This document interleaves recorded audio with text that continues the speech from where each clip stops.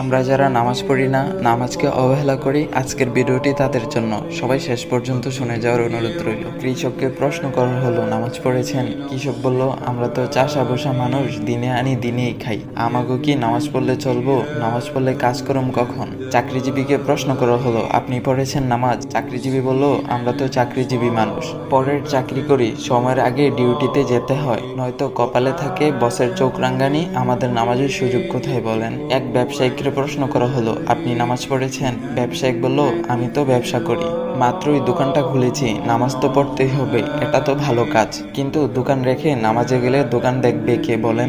একটা ছোট ভাইকে প্রশ্ন করা হলো, তুমি কি করছো?